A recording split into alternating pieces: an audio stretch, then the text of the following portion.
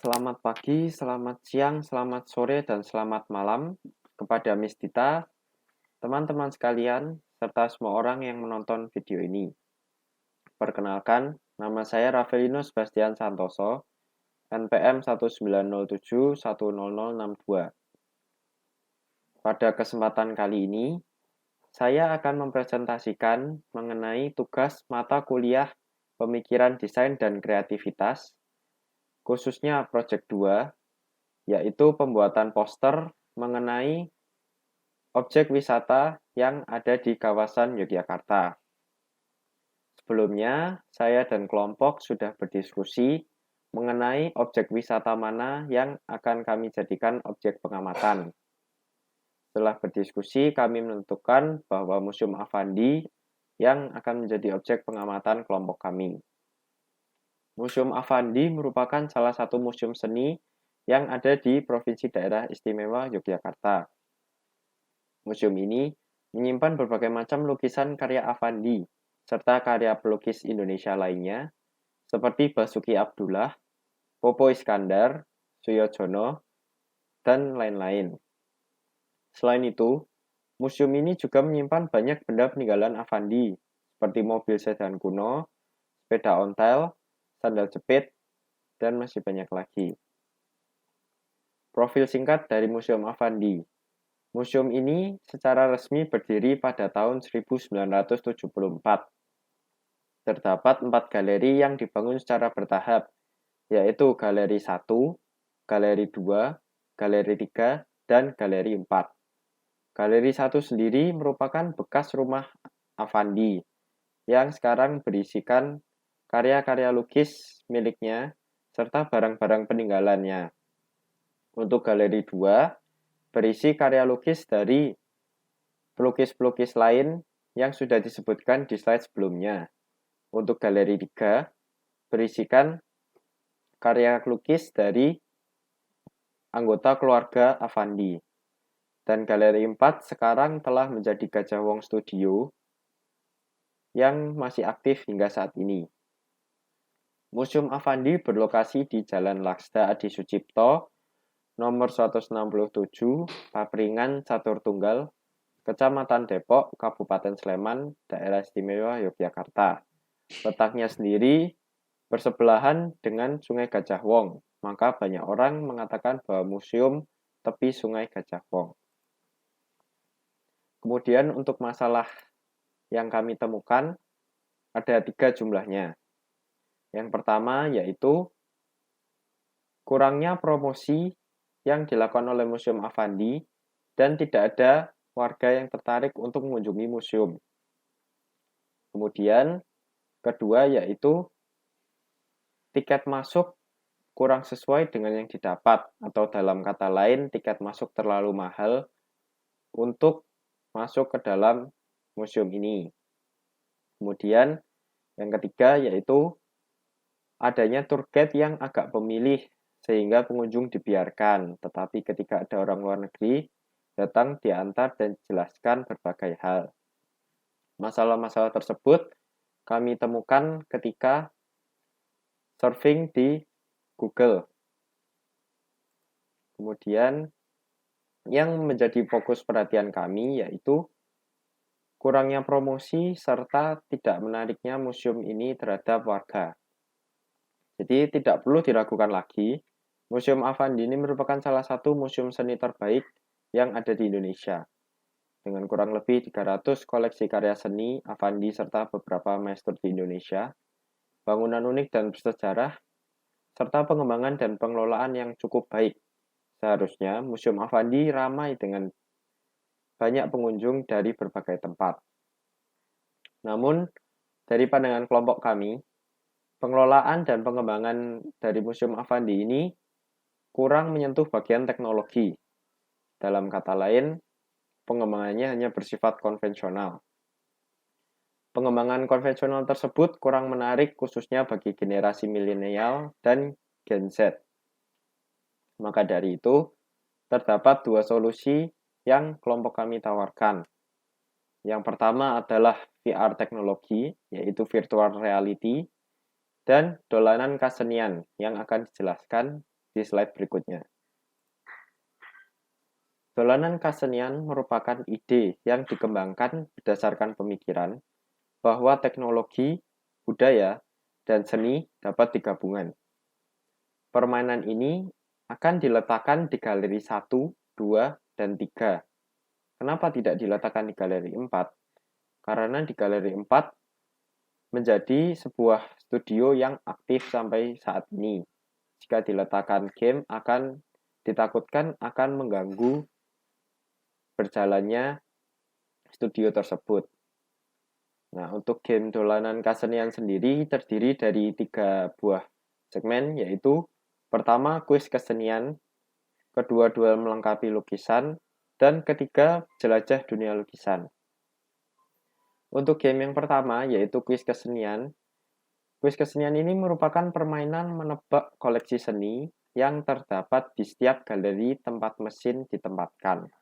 Jadi, karena permainan ini nanti akan diletakkan di galeri 1, 2, dan 3, di mana koleksi karya seninya berbeda-beda. Nanti pemain akan menebak koleksi seni yang sesuai dengan galerinya masing-masing. Nah, permainan ini merupakan permainan individu serta terbuka untuk semua umur, mulai dari yang kecil hingga sampai orang tua. Platformnya arcade seperti di Time Zone dan Funworld dan game-game arcade lainnya. Jadi cocok untuk dimainkan sendiri. Kemudian game kedua yaitu duel melengkapi lukisan.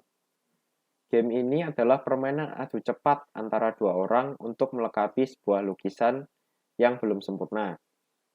Jadi lukisan ini akan ditampilkan beberapa detik pada awal permainan.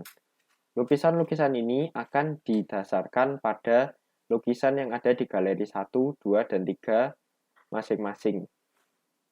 Nah, selanjutnya setelah ditampilkan, pemain akan melengkapi lukisan tersebut sesuai dengan ingatan dan kreativitas masing-masing.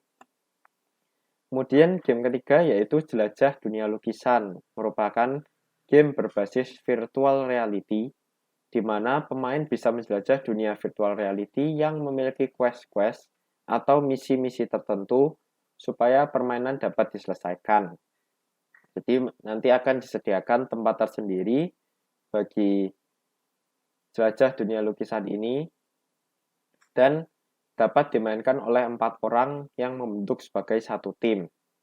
Jadi quest-quest tersebut bisa jadi mencari barang yang hilang atau permainan-permainan lain yang menarik untuk dimainkan secara virtual reality. Jadi nanti ketiga permainan ini akan diletakkan di akhir segmen dari setiap galeri, sehingga setelah pengunjung melihat-lihat karya seni maupun koleksi dari Museum Affandi, pemain dapat melakukan game ini dan dapat menikmatinya. Selanjutnya, setelah game akan berlanjut ke VR. Jadi VR adalah virtual reality. Gunanya adalah meningkatkan interaksi antara pengunjung dengan galeri kesenian itu sendiri, sehingga memberikan pengalaman baru bagi pengunjung. Nah, setiap pengunjung yang masuk dapat memilih untuk menggunakan VR headset yang disediakan atau tidak menggunakan. Jadi nanti setiap pengunjung diberi penawaran untuk menggunakan VR headset, namun pengunjung tersebut dapat menolak apabila tidak menginginkan menggunakan VR headset. Keunggulan yang dimiliki oleh VR headset ini nanti pengunjung yang menggunakan akan dapat mengalami suatu pengalaman baru dalam melihat karya seni Affandi.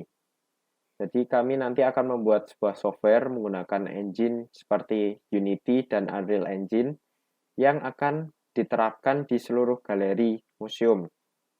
Setiap pengunjung dapat menikmati dan pastinya akan mendapatkan pengalaman yang baru. Untuk VR headset ini harganya lumayan mahal. Oleh karena itu, untuk mengatasi hal tersebut, dapat menggunakan sistem reservasi sehingga pengunjung semua dapat menggunakan VR dengan sama rata. Atau solusi lainnya yaitu menggunakan VR berupa cardbox yang merupakan buatan sendiri sehingga dapat memangkas biaya pembuatan. Selanjutnya akan saya lanjutkan dengan pembahasan poster yang sudah saya buat. Poster ini saya beri judul Peningkatan Teknologi Museum Affandi. Poster ini berisikan latar belakang masalah serta tujuan proyek, kemudian solusi yang ditawarkan, serta antisipasi masalah yang mungkin terjadi. Untuk latar belakang masalah serta tujuan proyek sendiri, yaitu kenapa museum yang menyimpan koleksi maestro seperti Affandi dan maestro-maestro lainnya di Indonesia bisa sepi? Jawabannya adalah zaman sudah berubah dan gadget lebih menyenangkan. Lalu, bagaimana cara untuk mempertahankan eksistensi Museum Affandi di dunia yang modern ini? Selanjutnya adalah bagian solusi yang kami tawarkan, yaitu menggunakan teknologi VR dan game dolanan kesenian yang sudah dibahas di slide sebelumnya. Selanjutnya, yaitu bagian terakhir merupakan antisipasi masalah yang mungkin terjadi, yaitu VR headsetnya terbatas sehingga tidak semua pengunjung dapat menggunakan VR. Dapat diatasi dengan reservasi oleh pengunjung sebelum mengunjungi Museum Affandi. Kemudian, masalah yang mungkin ada yaitu dolanan kesenian tidak menjangkau orang tua. Menurut kelompok kami, teknologi yang kami gunakan untuk membuat dolanan kesenian dapat mencakup semua umur, mulai dari anak kecil, remaja, dewasa, hingga orang tua. Karena mungkin memang ada 2 game yang dikhususkan untuk remaja ke bawah. Namun ada juga 1 game yaitu Jelajah Dunia Lukis yang menggunakan virtual reality, di mana hal tersebut pastinya menarik tidak hanya bagi anak-anak, namun juga bagi orang tua. Sekian presentasi dari saya. Apabila saya ada salah kata, saya mohon maaf yang sebesar-besarnya. Terima kasih.